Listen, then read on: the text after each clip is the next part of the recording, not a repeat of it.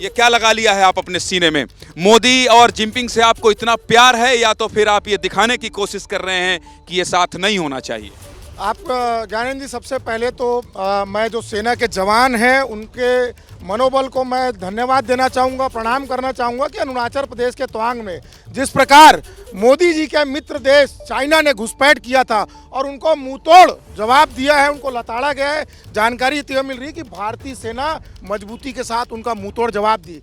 दुर्भाग्य की बात यह है, 9 तारीख की घटना है, आज 12 तारीख को देश के गृह मंत्री जागते हैं, देश के रक्षा मंत्री जागते हैं। जब कांग्रेस के राज्यसभा सदस्य इसको पूछते हैं कि वहां पर घटना क्या हुई थी, तो ये मोदी निर्लज्ज सरकार तब बताती है कि वहां पर क्या हुआ था, वहां पर झड़प हुआ था, वहां पर नुकसान नहीं हुआ था। अगर सेना के जवान अदम्य साहस नहीं दिखाते तो निश्चित तौर पे वो गलवान का हम घटना नहीं भूल सकते। के नेतृत्व में दिखा रहे हैं अदम्य साहस? अदम्य साहस अपने साहस के नाम से दिखा रहे हैं, अदम्य साहस सेना के नाम में दिखा रहे हैं। लेकिन ये भारतीय जनता पार्टी का चटुका, सुन लीजिए, ये इवेंट मेरे देखिए, ये देखिए, ये आ रहा हूँ सुन लीजिए। अब आप बोले पूरी बात। देखिए, सबसे पहले आपके पास आया हूँ मैं देखिए, फिर चंदा चकोरी अमित शाह ये भी कर देते हैं कि कौन कौन से फेडरेशन फाउंडेशन से पैसा ले लेते हो आप लोग करोड़ों।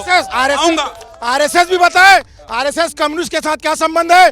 भारतीय जनता पार्टी के लोग वहां पर कौन सी शिक्षा लेने चाइना जाते हैं?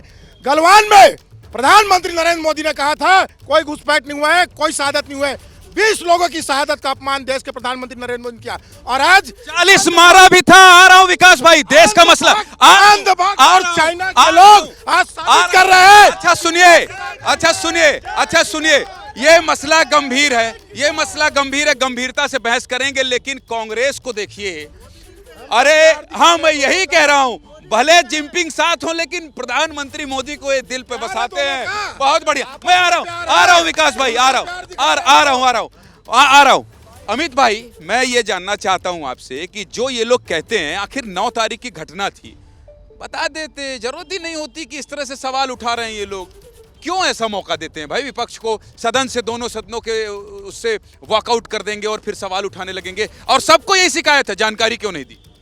सेना के जवानों के अदम्य साहस को सैल्यूट करते हुए उनकी तरफ से 4 लाइनें पहले करना चाहता हूं कि मैं भारत भूमि का अमिट सम्मान करता हूं, उसकी चांदनी मिट्टी का गुणगान करता हूं, और मरने के बाद जन्नत मिल जाए ये तमन्ना नहीं मेरी, तिरंगा हो कफन मेरा, यही अरमान रखता हूं, यही अरमान रखता हूं। देखिए, अब तक का जो ट्रैक रिकॉर्ड रहा है, चाइना क्या बोलता है उससे पहले कांग्रेस चाइना की तरफ से ट्वीट करती है, राहुल गांधी ट्वीट करते हैं। तो ये जानकारी लेट से मिलने का जो शिकायत इस बार कांग्रेस कर रही है, लगता है चाइना से फोन इनका कनेक्ट नहीं हुआ इस बार। और सुनिए जरा, ये दोस्त उस बात को भी बताना चाहिए, नरेंद्र मोदी जी शी जिनपिंग के साथ झूला झूल रहे थे, तब ये क्यों चुप थे? यहाँ देश में आएंगे तो क्या उनको नीचे बैठा देंगे? नीचे बैठा, आ रहा हूँ, बताइए, आ रहा हूँ। पहले तो कांग्रेस के नेता ये बताएं कि चाइना वालों को, जिनको आज ये गरिया रहे हैं आपके चैनल पर, उससे 3 बार चंदा क्यों लिया राजीव गांधी फाउंडेशन में? दूसरी बात, अभी पोल खोलना शुरू आपको मौका दिया हूं विकास भाई, आ रहा हूं। अभी पोल खोलना शुरू किया है।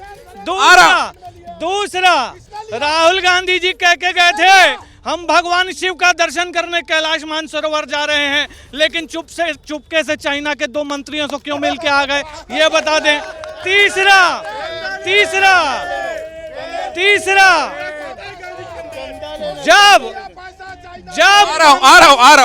जब कांग्रेस के एक देखिए, ये मेरी नहीं, ये पत्रिका गांधी परिवार से जुड़ी 2 संस्थाओं के FCR लाइसेंस रद्द, चीन से कह दिया चंदा पे पाजी आ रहा हूँ, बताइए, अपनी बात पूरी करने दीजिए अमित भाई को, आ रहा हूँ। चाइना को यहाँ पर गाली बकने वाली कांग्रेस पार्टी के प्रमुख युवा नेता, जो प्रधानमंत्री के दावेदार माने जाते हैं कांग्रेस पार्टी की तरफ से, वो चुपके रात के अंधेरों में क्यों चीनी राजनयिकों से जाकर के मिलते हैं, और जब उनकी चोरी पकड़ी जाती है तो पहले इनकार, और फोटो जारी होने के बाद फिर इकरार कि हाँ हम चुपके। इकरार, इंकार और प्यार सब कुछ होगा। अपने 1 घंटे जुड़े रहिए, जनता जिंदाबाद शो है। मैं आऊंगा मिश्रा साहब के पास, क्योंकि देखिए ये तो कहेंगे ही कि आप चोर हैं, ये कहेंगे आप चोर हैं, लेकिन जो लड़ रहा है लड़ाई उनसे ये बताइए, ये चीन 1962 की बात अगर छोड़ दें अपन, अभी की बात बताइए, क्या भारत को कमजोर समझ सकता है चीन, या इसको कैसे सबक सिखा सकते हैं आप बताइए, क्योंकि आप लेह लद्दाख कश्मीर में रहे हैं। सबसे पहले तो मैं एबीपी न्यूज़ को धन्यवाद देता हूं कि आज सैनिकों को इस प्रोग्राम में बुला करके जो आप लोगों ने हमें सम्मान दिया, उसका बहुत बहुत धन्यवाद। रही बात चाइना की, वो औकात नहीं है। 1962 की लड़ाई आप छोड़ दीजिए, उस समय भी हमारी सेना कमज़ोर नहीं थी, और आज की डेट में हम खुद कारगिल के योद्धा हैं, और हमारी सेना उस समय भी कमज़ोर नहीं थी, ना कभी आगे होगी। आज हम रिटायरमेंट हो गए, लेकिन आज भी वो जज्बा है हम लोगों के अंदर। हम देखें ये 9 तारीख की घटना को, कि जो अरुणाचल में हुआ, वो केवल ये आप ये कह सकते हैं 2 बैल जो लड़ते हैं, 2 बैल की कहानी है ये, कि एक शांत है, हमारे प्रधानमंत्री जी इस समय शांत मूड में, वो केवल देखते रहते हैं, चाहे कोई भी सरकार हो, चाहे बीजेपी की हो, चाहे कांग्रेस की हो, जो भी सरकार रहती है उस समय। मैं कोई राजनीतिक दोनों पार्टियों के बीच नहीं जाना चाहता हूँ, लेकिन ये 2 बैलों की ये है। एक बैल जो है खूब अकड़ता है, खूब लड़ता है, खूब पैरों को ऐसा करता है, उसके बाद वो जब दूसरा बैल सींग को आगे करता है तो भाग जाता है। ठीक है, वही तो राजनाथ सिंह कह रहे हैं, वही कह रहे हैं कि हमारे जो योद्धा हैं वो लड़ाई लड़े। कैप्टन चौहान है मेरे साथ। कैप्टन चौहान साहब, मैं आपसे वही सवाल पूछूंगा कि आखिर ये जो करते कम है चिल्लाते ज्यादा हैं, आखिर कैसे इनको सबक सिखाया जाए और कैसे ये संदेश दिया जाए, क्योंकि जो देश के राजनेता हैं वो राजनीति ज्यादा करते हैं, समझते नहीं हैं कि आंतरिक मामला है, इस पे चुप रहना चाहिए, बर्दाश्त करना चाहिए। क्या संदेश है आपका उनके? जय हिंद। मैं सबसे पहले आपके एबीपी न्यूज़ का हार्दिक अभिनंदन करता हूं कि हमको भूतपूर्व सैनिक होने के नाते इस कार्यक्रम में बुलाया। मैं आपके चैनल के माध्यम से बताना चाहता हूं कि हमारे देश के जो सैनिक हैं, इनका फिजिकल करेज और मोरल करेज काफ़ी हाई है। अभी की घटना में आपने देखा होगा कि उनके 300 सैनिक लगभग थे, और हमारे 50 ही सैनिक थे, और 50 सैनिकों ने उनको पूरा उनके पोस्ट तक खदेड़ के आया। उसके बाद हमारे कमांडरों ने अनाउंस किया, उसके बाद वापस आए।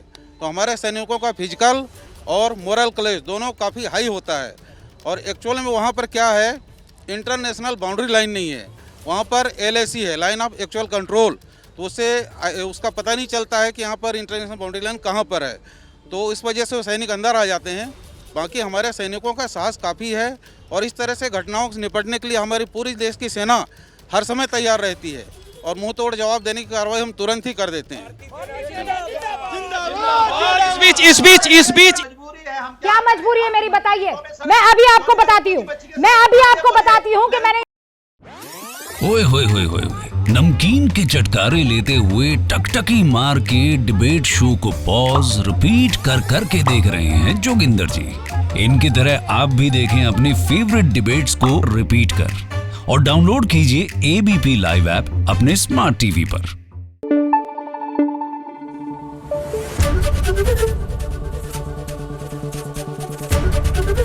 एबीपी न्यूज़ आपको रखे आगे।